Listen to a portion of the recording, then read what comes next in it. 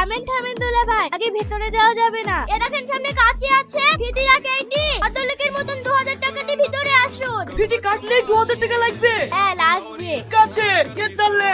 এই তোরা সব পিছন পিছন চলে আয়। এটা কি হলো দুলা ভাই? আপনি কি কাজটা ঠিক করলেন? তোরা তো বুঝলি ফিটি কেটে ঢুকলে 2000 টাকা লাগবে। তার লাগি তো ফিটি না কেটে ফিটি ছিঁড়ে চলে আসলো। দুলা ভাই হাতটা দে, ধুই দি। লে ভালো করে ধুই দে। হাত ধুই দিয়েছি, টাকা দে। কিসের টাকা রে? হাত ধুই দিনু, ঠিক করে 200 টাকা দে।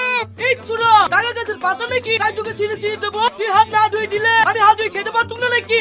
বাপ ছেলেটা কইবে ধমকাছো কেন? তুমি নতুন জামা, ছেলেটা সব করে হাত ধুই দিছে, 200 টাকা চাইছে দি দাও। ও এদলে টাকা।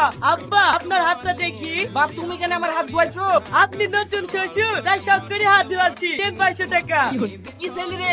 পাগল ছাগল নাকি? না খালুজি, ও ছোটবেলা থেকে একটু হুঁচটা টাইপের।